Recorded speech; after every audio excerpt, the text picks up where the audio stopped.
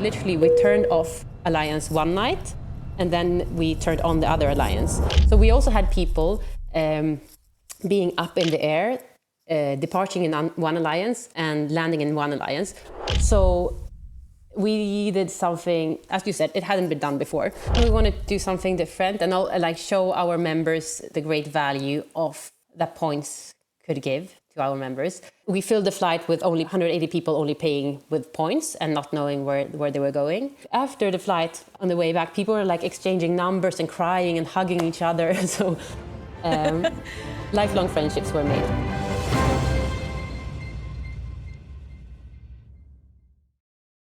Hello and welcome to this episode of Let's Talk Loyalty and Loyalty TV. Today's interview features the SAS Group, the Swedish airline holding company originally formed in 1946 after the merger of three Scandinavian flag carriers, serving Sweden, Denmark and Norway. And it's now Scandinavia's leading airline, offering the most departures to, from and within Scandinavia. Like many airlines, the SAS Group has made significant changes to its corporate structures over the years, and particularly this year to its global alliance strategy. SAS was one of the original founding members of the Star Alliance in 1997, but then it left in August 2024 and joined Skyteam the very next day. Joining us today to share some of the insights on their loyalty program and some recent award-winning loyalty-led campaigns is Olivia Wasniewski, who is head of the EuroBonus Program operated by SAS. I hope you enjoy our conversation. So, Olivia, welcome to Let's Talk Loyalty and Loyalty TV. Thank you. Thanks a lot, Paula. Really good being here. I've listened to your podcast previously as well for a while, so it feels like an honor to also be here and talk to you. Amazing, fantastic. And I know our paths have crossed at a couple of different conferences. Yes, that's why I'm also sitting here with the Let's Talk Loyalty branded mug. Amazing. That always makes my day, Olivia. So thank you for that. So listen, we've a lot to get through, Olivia. So as you know, we always start with the same opening question, which our audience always loves to get a sense from you as a loyalty professional. So would you mind just kicking us off and telling us what is your favorite loyalty program? So I will actually answer, because I'm not going to answer the one that I'm working with, EuroBonus. I'm not going to answer anyone within the industry. I think there are a lot of interesting travel-related programs. I'm going to answer more from a personal level on this one, I think. Because there is one loyalty program that has me hooked and has me acting a little bit irrationally and staying with the product, although maybe financially I should have just cut it. And it's a gym chain. And I think that probably some magic that also the travel industry has, that also maybe the gym chain has, that if you identify yourself and feel passionate about the product, it's easier to also give the loyalty and stay. So I, in my previous life, without kids and so on, I used to work out a lot at a specific gym chain, so I reached their top level. And as long as I stay within their loyalty program and don't quit, I stay at the top level. Right now, to be honest, I just go there a few times a year, so I should really, from financial reasons, cut the subscription.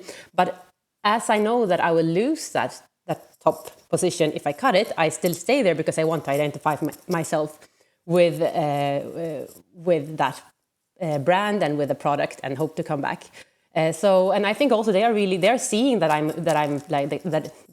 they have identified my churn risk. They are trying to communicate and get me over there. Okay.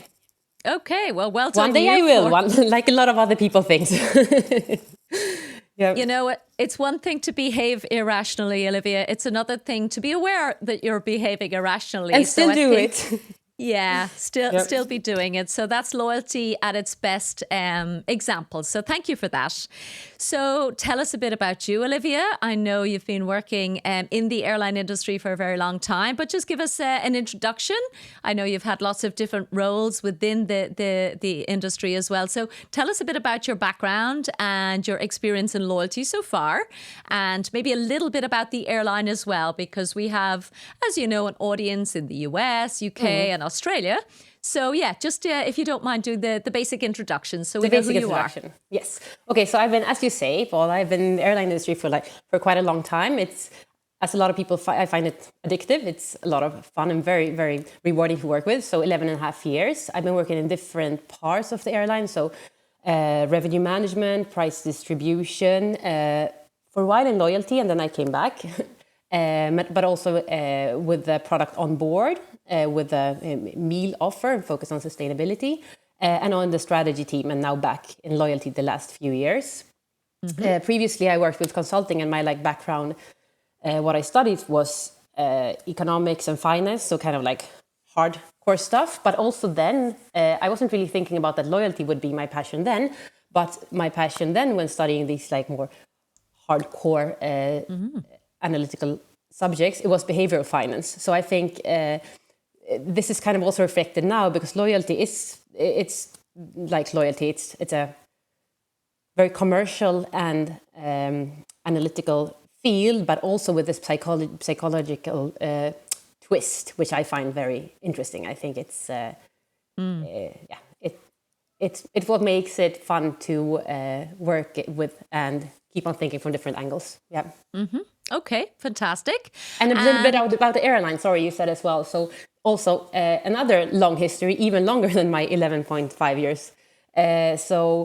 SAS is now, it's like I would say a mid-size airline, like 130 aircraft, 10,000 employees. So what is specific for us is that we have bases in Scandinavia. So we have three bigger hubs in Sweden, Norway, and Denmark. Although we're focusing more and more on Denmark, Copenhagen as our main hub, but we have the three hubs. And we have a lot of flights in Nordics and Europe, but also a good coverage of the US market. So if you say that you have a lot of US listeners, it could be worth trying out, because we fly to nine cities in the US, and also one in Canada, and some Asia as well. But the interesting part about SAS, I think, is the history also. It was founded in 1946, so just after the Second World War. And the nice thing was that it was three countries that came together and said, hey, we want world peace. We want the world a sustainable world where people work together and meet, because this is needed for the world to work together. So they together created one airline that had three state owners. It was the flagship carrier of three airlines. And it has had SAS has a very important role in the Scandinavian market, because we are very much in Scandinavia, we have long countries, so you need an aircraft to travel, and also countries, for example, Norway has huge mountains, so you really need an aircraft to fly. And it gets super dark and cold in the winter, so we all need to go south to survive. So it has played a very key role, the airline, in the Scandinavian society. Incredible.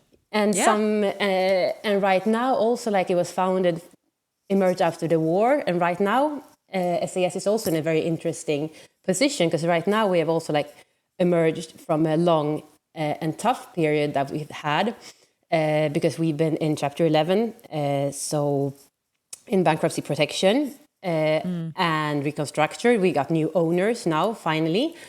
So we had a lot of focus on just surviving, and of course from my perspective, trying to also keep members happy during that, and the customer. And also we did the alliance shift, so put a lot of focus on changing airline alliance from Star Alliance to Skyteam, which requires a lot of work. So now finally we have landed, and it feels really good, because we can look forward more. Yeah. Amazing. Yeah. Almost feels like it's the first time, maybe in a few years, Olivia, that you could actually catch your breath. All of those changes were probably quite difficult to go through. And we're certainly going to talk about the alliance piece now in a couple of minutes. But certainly Chapter 11, I can imagine, is quite stressful. And like everybody, of course, as an airline, the pandemic was devastating. So I know you've been through all of that. come out the other side. So I'm thrilled that the survival story is the one that we're focused on today. So talk to us a little bit just specifically then about the loyalty program, about EuroBonus, because as you said, the airline was launched in 1946, but not the loyalty program. That always obviously takes a bit more time. Yeah. So tell us about the story of EuroBonus and what you currently offer. Yes, so EuroBonus was launched in 1992, much inspired also by the American loyalty programs and frequent flyer programs, because in the US, the airlines were front runners in this field.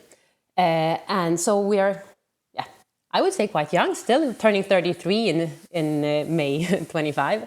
But it was originally like a lot of loyalty programs connected to the airlines. We were set up like a frequent flyer program, focusing on those that fly a lot with levels and benefits. We had some partners to start out with, hotels and so on, but mainly focus on the frequent flyer. We have, the last years, we are on a journey to become more of a loyalty program that you can use in your daily life, not only for frequent flyers. So we have like more than 2,000 partners, and we want to have even more.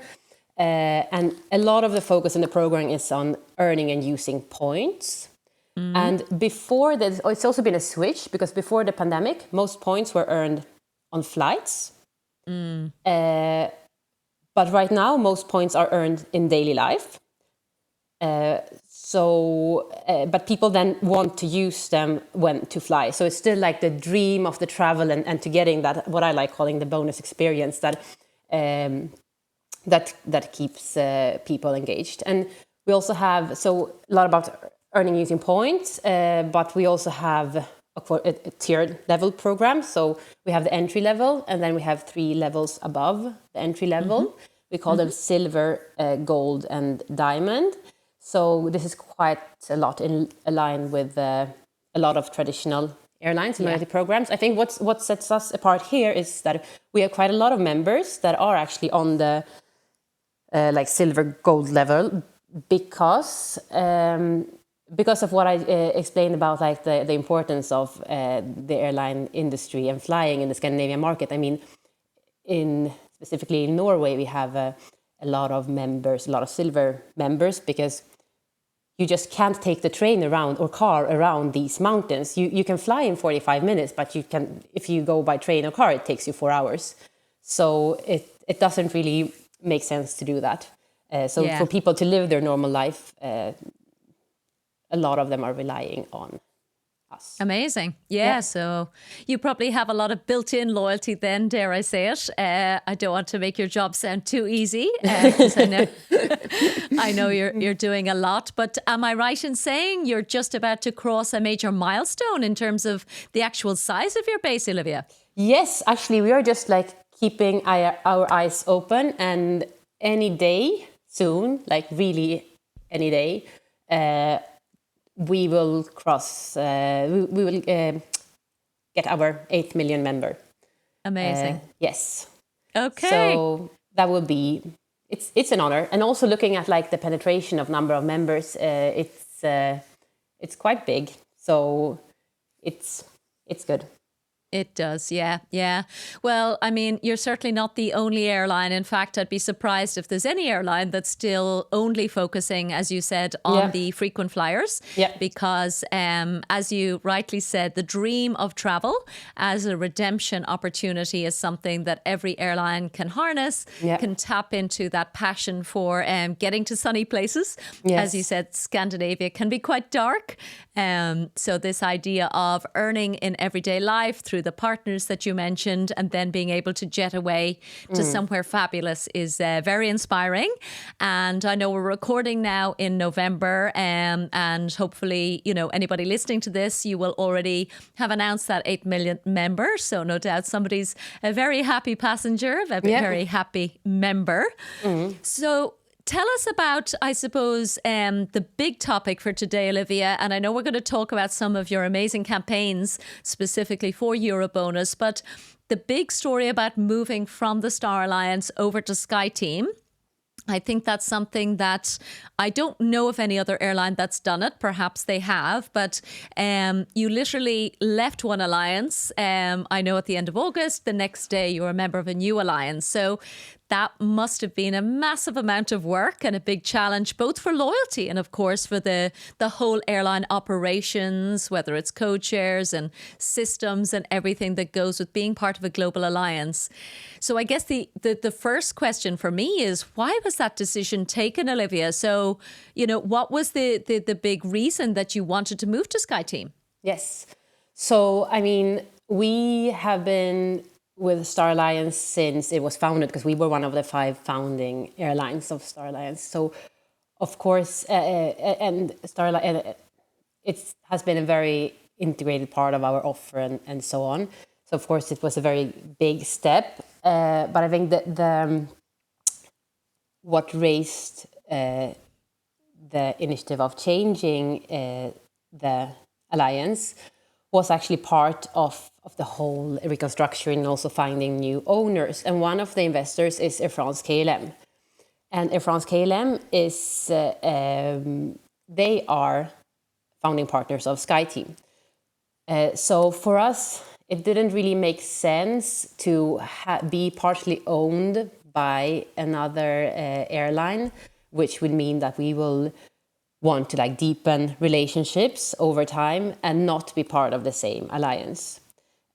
So we have been very happy with the Star Alliance, and now we are very happy with Skyteam, and we've had very good initial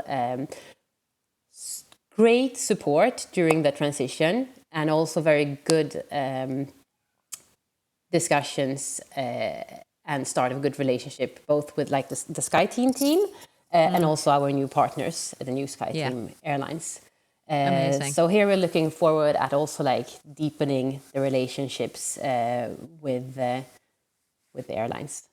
Amazing. Yeah. Thank you for sharing that. That's one of the things I love about this show, actually, is really to hear about, business strategy and how the business and the loyalty programs obviously have to support each other. Yep. There is that interdependency. And I hadn't realized the investment structure. So that makes perfect sense. Yep. And as you said, I know there was a very strong and very loyal relationship, dare I say it, with Star Alliance.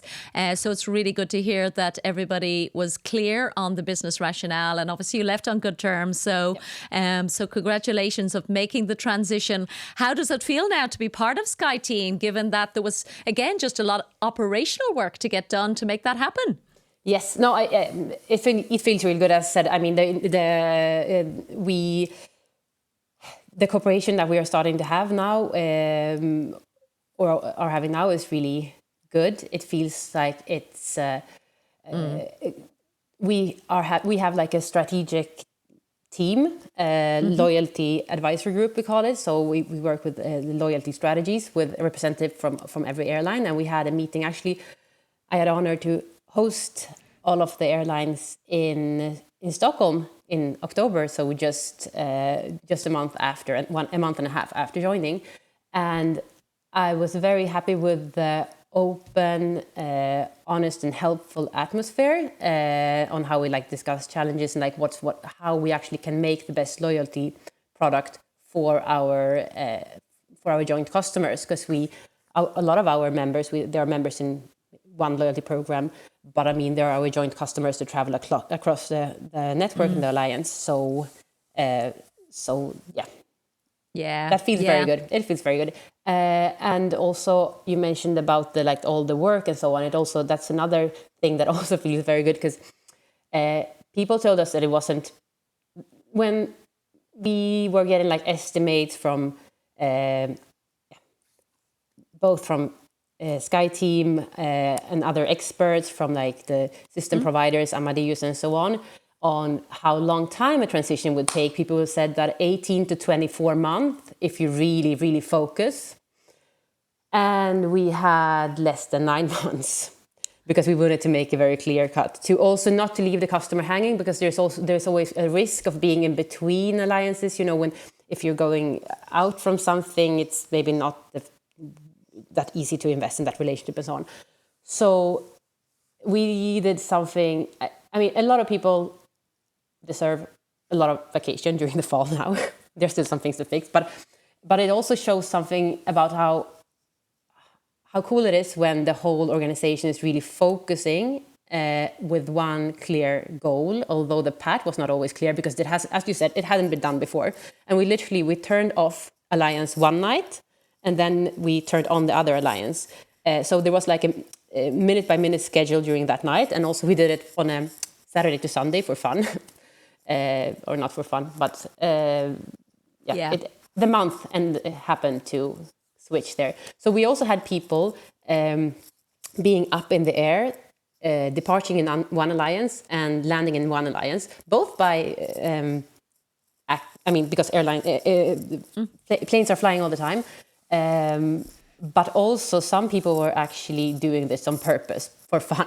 So this is also something about how engaged our customers are, that it's a cool once in a lifetime thing. Some people wanted to try to just it's like standing, in between two countries with one foot in another, but they wanted to fly on a 2 alliance flight. Amazing. Great stuff. So thank you, as I said, for the explanation of the airline alliance transition. And when I hear you talk about the Loyalty Advisory Group, Olivia, that's always something I wish I could be a fly on the wall, because I'm sure there's phenomenal conversations happening across those airlines. So the next piece I wanted to ask you about was this award-winning campaign that sounds super fun. For anyone who was at the Loyalty and Awards conference, I think this was just announced. Was it in Bangkok that you won the award? Yes. Yeah? Yes. Amazing. So I know a little bit about it, but again, our audience probably doesn't, Olivia. So I'd love to understand, again, given the context you've given us in terms of what you've been through, new owners, very busy, technical challenges to move from one, entire alliance to another. You then launched this incredible marketing campaign for your loyalty members. Yeah. So what was the reason for the campaign? Because it sounds like you were already super busy with so many other things. So adding something quite significant in, what was the kind of intention for that Destination Unknown campaign? Yeah. So what we wanted to do, we wanted to do something different and show our members the great value of that points could give to our members. This was also the timing. Was also quite good because due to the transition and change of alliance, there was a lot of worry, and sometimes worry that people worried what will happen to my points, what will happen to my status, and so on. And it was good to also show that, I should say that we couldn't. One frustration during that period was also that we couldn't communicate everything about the alliance switch because we didn't know and we hadn't had all the agreements in place and everything signed. So we were not allowed to communicate. So it felt like we were, in that sense, neglecting our members because we were not allowed to tell something. So that felt quite bad. But we still wanted to show our members that, hey, we are here. You still get great. We think about you. The points can give you great value. We also wanted to show our members that points are not only for the frequent flyers, it's for everyone. Everyone can get great value or bonus experience out of their points. So what we did was we used mystery marketing and went out to our members and said, hey, something is going to happen. Are you ready are you brave enough to explore the unknown or something? Watch out next week, something is going to happen. And then we said, hey, are you brave enough to use your points to go to the unknown? And we call it Destination Unknown. So basically, members could, we had a sign-up period where members could apply to buy a bonus trip or a reward flight at the price of a European return trip. So just the normal price. But the difference was that they didn't know where the flight would go. So we have the massive interest, a lot of people signing up for this. So we had to randomly pick a group out of this, and they got their ticket, but the ticket said Destination Unknown. And we filled the flight with only 180 people only paying with points and not knowing where they were going. And also like throughout the whole the travel experience and customer journey, we maintain the mystery around it. So we I mentioned on the ticket, also on the boarding pass and so on, and also on the the board displaying all the flights, it said like unknown, flight unknown. In the gate it said unknown. We had also a lot of branding and stuff there. We also had a community so people could chat to each other before, so building up some excitement. We had some competition to fill out the last couple of seats as well, where people could guess. We had like pixeled destinations, and they could guess. They were supposed to guess as fast as they could to see what, as the destinations were unpixeled, to see what destination it was, and they could find seats. And then also throughout, once the day of travel came, also the whole travel was. I mean, we had a DJ at the gate. We had the flight with like special catering, all the details, everything was branded, destination unknown. We were at landing also greeted by the destination, actually by the airport, and then also it ended up being in Athens, and the people knew it was just before landing that people understood that it was in Athens. And then also there were activities throughout the trip that people hadn't expected. So that was also nice. And you also asked, like, how could we do this in these super busy times, which is also interesting. We did this like basically on top of other things that we were going to do, and mostly with internal resources. So we went and like tried to have people chip in. I think one of the biggest challenges was to keep the secrecy of the destination, because there's a lot of systems and everything to just make sure it's hidden. So people didn't know. Like our CEO didn't know where the flight was going. We were maybe like a handful of people knowing, and there were people trying to find out, but we were trying to hide it. So I think that it was.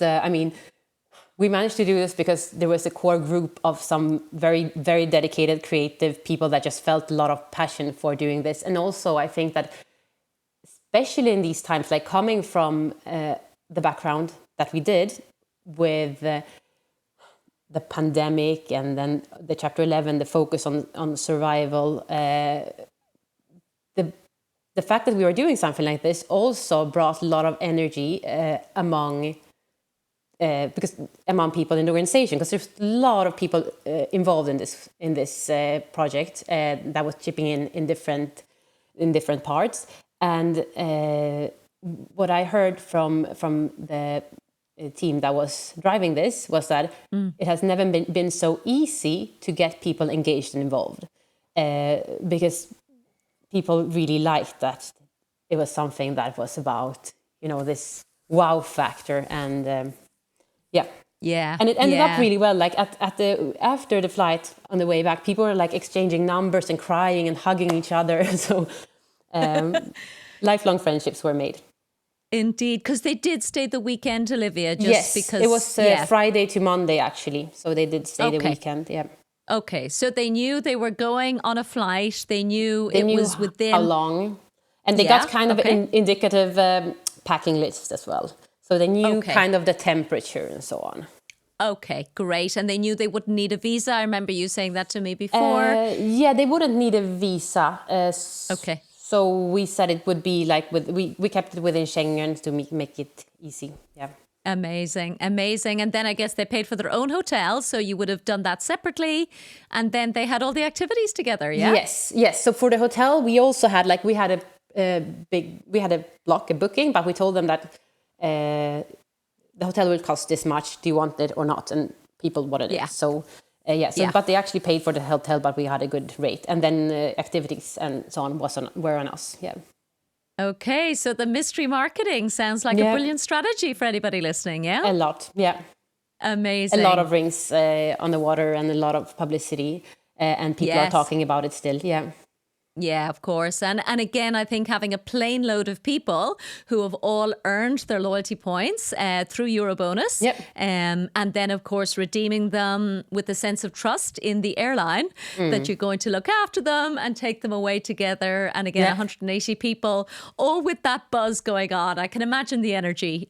So yeah, I can understand how you won the award. So so congrats on that. I can hear you're very proud of it. Yes. So yeah, so tell us then, I know there was another piece of work you've done as well, Olivia, just as I suppose our final topic. We always love to ask our guests what they're most proud of. So tell us about the other proposition that you, again, have been working on more recently, which again, I know is 100% relevant for this audience and for anyone in the airline industry. So yeah, tell us a bit about that. Yeah. So yeah, actually this also was launched this year, but we had planned and worked on it a lot, so we was quite prepared for it. Something that I'm very proud of. I think it's initiative we call, or product, Conscious Traveler. So it's about, I mean, sustainability obviously is really important, and we all know that we have to do things to act in a more sustainable way. And as a loyalty program, we have the power to nudge people a little bit in the right direction. And so I think it's a little bit like, okay, you can do things, but you can do them differently. You can buy like milk, or you can buy ecological milk. You can fly, but you can fly using sustainable aviation fuel. So a year ago, we were still, then we hadn't launched this program. So a year ago, we were still a CO2, as a loyalty program, we were CO2 compensating all the travel of our members by investing in projects that in turn were supposed to decrease emissions in the long run. Which sounds good. And it was a nice, like, why not join EuroBonus, because we're going to CO2 compensate your trip. But it didn't decrease the actual emissions. It was investment in some project, and I mean also these. It's a little bit tricky with a follow up as well of like these investments. So we weren't super comfortable with that one. We were talking about like, should we communicate more about it? But I didn't feel proud of this value proposition.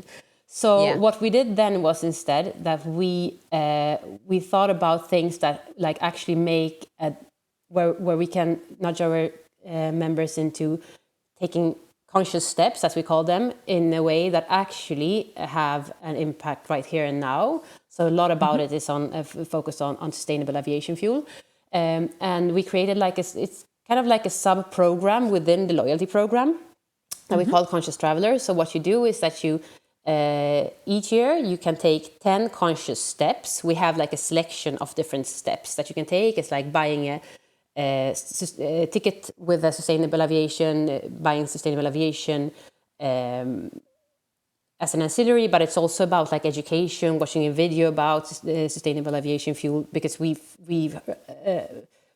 hear a lot from our customers that there's still a knowledge gap about how this works and why it's better, which is a barrier to buying tickets with sustainable aviation fuel.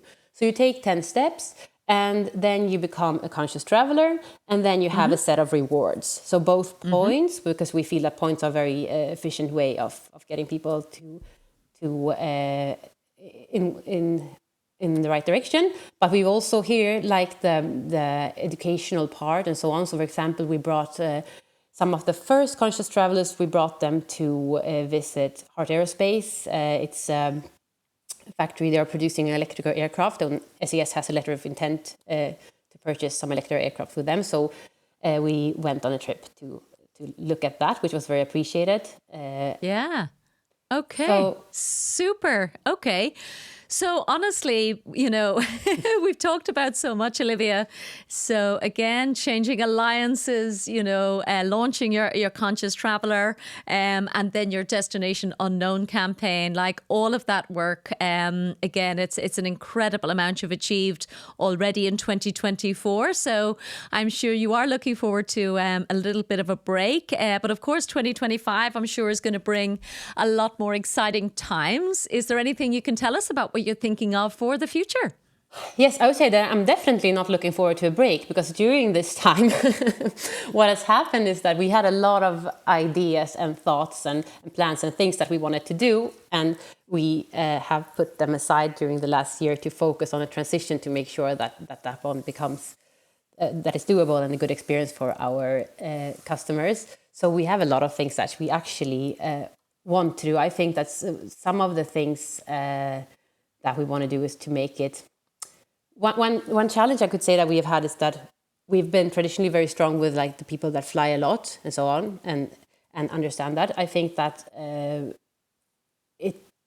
we also want to conceptualize and communicate in a better way so that people understand the great value that the program can bring, also that don't fly that often, because even if you just fly once a year and you can do it for points, it's really good. And if you also can like rent your car and buy your hotel for points, which you can, that's even better. So I think that to also work and also work on rewarding those first steps in the loyalty relationships.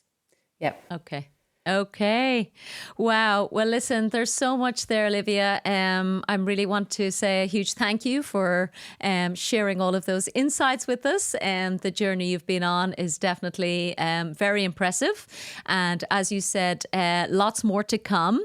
So I don't have any more questions for you today. Is there anything else that you wanted to share with our audience before we wrap up?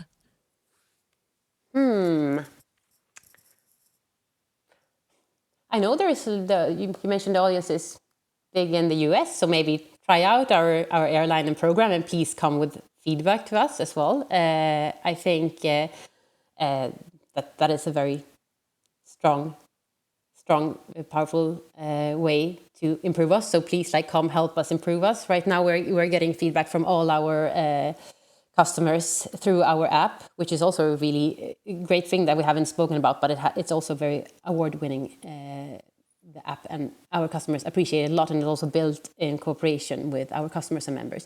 So please fly with us and use our app and give feedback there afterwards, so that we can become even better. Absolutely. And certainly Scandinavia is on my wish list, Olivia. So please God, we'll be able to visit each other at You're some very point. welcome. I'm not sure. Yeah, we'd love to. Absolutely. So we'll put that on the vision board, on the wish list, and please God, we'll be able to talk loyalty in person at some stage. So I just want to say thank you so much from our side, Olivia Wasniewski. I hope I pronounced your name correctly. Head of the EuroBonus Program at SAS Scandinavian Airlines. Thank you so much from Let's Talk Loyalty and Loyalty TV. Thank you, Paula.